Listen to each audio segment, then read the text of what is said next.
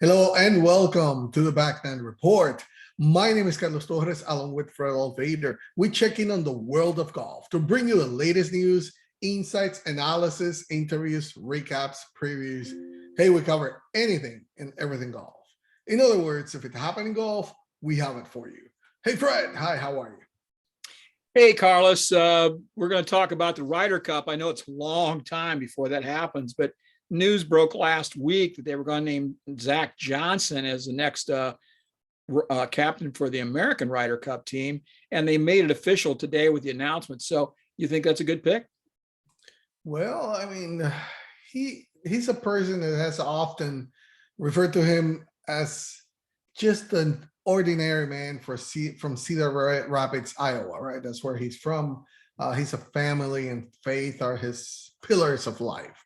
He's polite, the day's long, uh, diligent work ethic. He's laid back, approachable, considerate, charitable. I mean, he won the Payne Stewart Award too. A down to earth spirit that seldom leaves him. That Midwestern values, if you will, already always at the ready for him. But he sells himself short, especially when it comes to the emerald stages across the world where he's done his work. He already has a green jacket in the locker in the champions locker room at Augusta National and a claret jug on his mantle, as well as 10 pieces of hardware saluting his other 10 PGA Tour titles. The word extraordinary would aptly apply in the reference to Zach Johnson. I mean, he's not an ordinary player so far. When he won the 2015 Open Championship, he joined Jack Nicklaus, Tiger, Sam Snead, Seve, and Nick Faldo as the only players that won the Masters and the British Open on the old course. That certainly isn't ordinary. And now he can add another thing to his resume because he's officially, like you mentioned, a Ryder Cup captain. He's 46 years old. Like you mentioned, he was officially named the captain of the 2023 Ryder Cup team USA. Yes, today at the PGA of America headquarters. He has played in the Ryder Cup, so he has explained experience of this. He has been 5 times, has a record of 8-7-2. He's also played in the President's Cup 4 times. 10-6-1 is his record there. And he was also an assistant captain the past 2 editions of the Ryder Cup. But the task that he has is an unenviable one because for 30 years, the US has not won on foreign soil. And this is going to be the 44th edition of the biennial matches against Europe at the Marco Simone Golf and Country Club in Rome, Italy, when the US last won on foreign land. That was 1993, and Zach was just 17 years old back then. So it is an unenviable task, Fred, but he does seem to have the respect of the players. He's all excited about this. Like I mentioned, he's approaching. He's a very approachable guy, and he can relate to all these guys. He's been with them for a long time as an assistant captain or as part of the Ryder Cup team. Now, whether that translates to what it needs to be done next year to see if finally the US will upend that dominance that Europe has had on home soil, that still remains to be seen. One of the things he already did, Fred, is he named Steve Stricker as one of his vice captains, and that's a good thing. I mean, he keeps the familiarity going. He's also going to keep the 6 picks that apparently, it's been something that they liked from the last time. I think that is a good idea. You shouldn't just go for just the first 10 or 12 or 8 that you're going to have there. So that's a good thing to have. Now the picks, who they're going to be and all that. He was even asked about Phil Mickelson, and he said, well, it was very political in that one. We're a long way away from this. I don't know where we are right now. I don't even know what's going to happen. So Fred, what do you think? I think it's a great pick. I don't think there would have been a better one at this time of the ones that were available. He, like I said, his character and the way and the respect from the players is already something, a major plus for him. Carlos, you a couple things in there. Number one, you mentioned Phil Mickelson, and so Phil was the instigator of this committee and having a program and a process for the Ryder Cup when he acted like a real jerk versus Tom Watson. If you remember that, when Tom Watson was the captain. And so Tiger and Phil have been on this committee and got it going. And now they've actually relinquished their spots to Jordan Spieth and Justin Thomas on that committee. But the process now is laid out. So I'm going to revert back a little bit, and I would have loved to have seen Steve Stricker continue on as the Ryder Cup captain for maybe even a couple more times. He seemed to have a grasp of this thing perfectly. Steve Stricker is a guy that maybe didn't have the most natural talent in the world and had to really work, and actually was off the tour for a time, had to go refine a game, rebuild a game, and then come back and has been very good player. Not winning majors, but winning a lot of times, always in the top 10, top 25, made a lot of money. Zach Johnson is a similar kind of guy to that. So I reached out to Gary D'Amato, who is a golf writer friend up in Wisconsin. He knows Steve Stricker real well. And Steve has been very sick. He's just really kind of getting back into things. And I was asking Gary, I said, would Steve have been the Ryder Cup captain again? What was his thoughts on that? And so Gary replied to me that, the procession now is set. It was Strix, it's Zach Johnson. The next one is supposed to be Phil. Maybe that'll change. I don't know. And then the one after that's going to be Tiger. So this is set. These guys are assistant captains. Their guys have been in the Ryder Cup before. They've won. They know what they're doing. And now they've got a process for how these captains are going to be chosen. And they work their way through the ranks. So, Gary had asked him if he would do it again. And Stricker said emphatically, no, he would not be the captain again. The whole thing really completely burned him out, especially, and then he just had this COVID thing that he had to deal with all through that.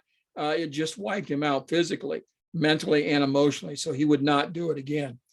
So with that being said, Zach Johnson, first of all, they had to pick somebody who they're pretty sure wasn't going to switch over to the Saudi-backed Greg Norman Super Golf League, right? Well, Zach Johnson's not going to do that. Second of all, they want somebody that knows what he's doing. Well, Zach Johnson's made 455 starts on the PGA Tour. He's made 364 cuts. That's about 75%, maybe a little bit more than that. He's had 83 top 10s and grabbed 12 titles, as you said, 2 of those being majors. Plus, he became very close in the Players. He's gone very close in some WGCs. And in 17 years, the point I want to make, it took him 6 years to get to the PGA Tour. He did not make it right away. He had to earn his spot. He had to come up. He had to play the mini tours. He had to come through the nationwide tour. He had to get there. But in 17 years on tour, and definitely not the longest guy out there, right? Very accurate, very great wedge player. He's made $47.4 million in 17 years. He's had a great, great career. My point is that he's been there, done that. He's got the t-shirt. He knows a thing or two about persistence and competitiveness. He's played in 5 Ryder Cups, been assistant captain a couple times.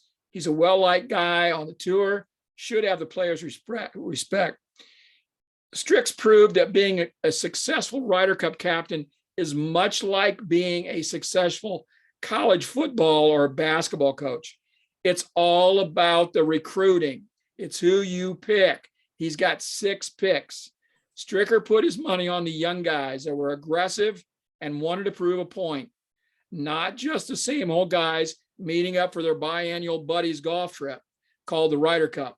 They wanted to win. They wanted to beat down the Europeans, and they did. That's what Zach Johnson's going to be looking for. And I think Zach Johnson's going to be a dynamite Ryder Cup captain. Definitely will. One of the things, again, like I mentioned, he's keeping the same system in place. He's not changing anything. But if something is really big for this, is the expectations of the Americans now winning on European soil for the first time since 1993 at the Belfry. It's greater than ever. I mean, they just come from the biggest blowout ever over Europe, and 19-9 margin at Whistling Straits. So yeah, he said, I'm not going to change anything. And one of the things that he's going to continue to do, which goes to his benefit and maybe better than what Steve Stricker has been doing, is that he will continue to play a full schedule on the PGA Tour. Yeah, he's ranked 188 right now in the world. He hasn't won since he won the Open in 2015. Whether he believes that, like he says, hey, my best golf is still ahead of me, and he'll use every opportunity during the weeks he plays to further that relationship with the players. He's also going to begin some new ones and answer all the questions. The difficulty in winning on Foreign Soul is really, and I hope it's not lost on him. And I know that he'll waste no time in getting prepared.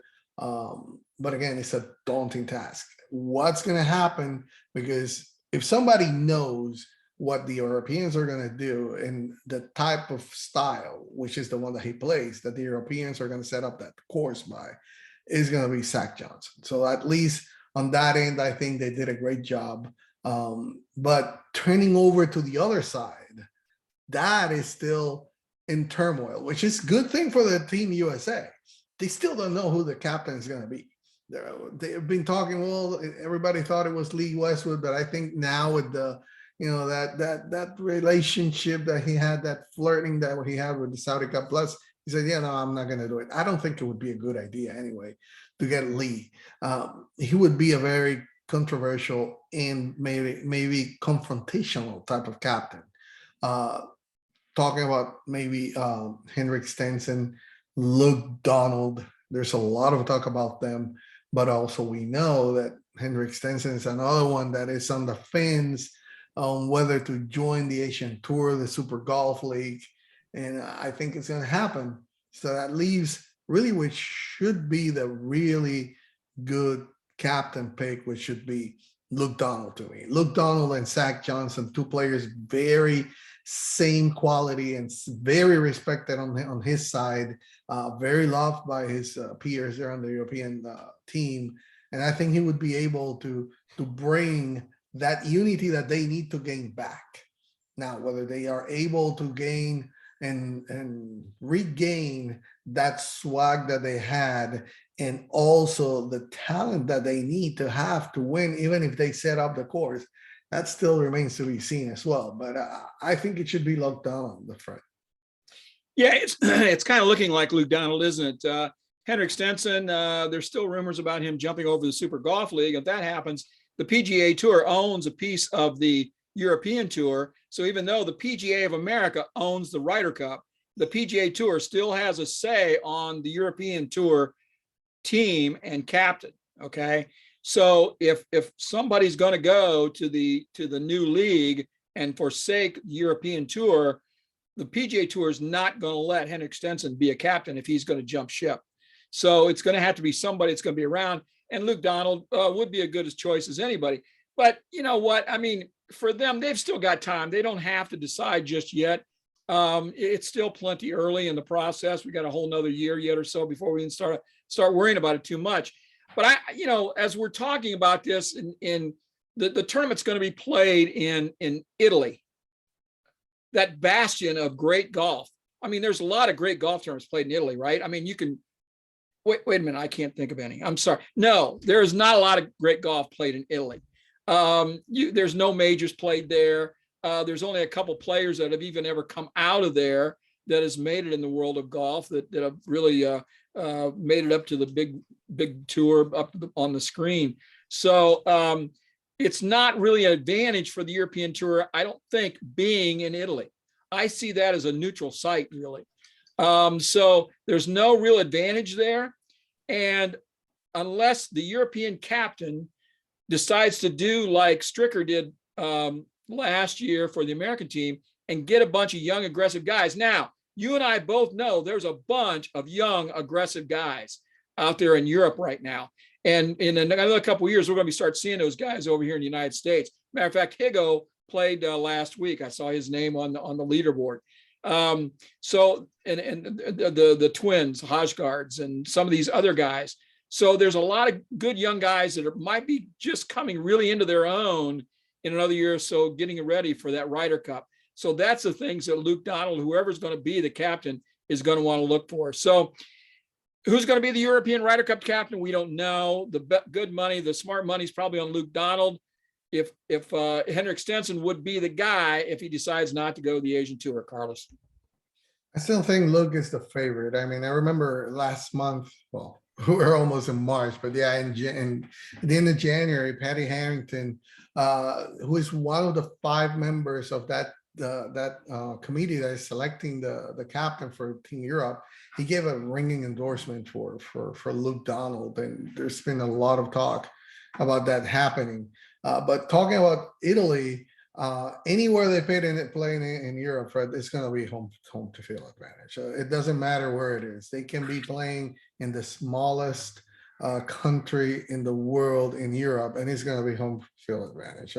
The Europeans, if something they have is that pride, and we know that it's just not gonna. It's anywhere they're going to set up the course for the type of players that they're going to pick, and that's one thing that that's why they've been so successful.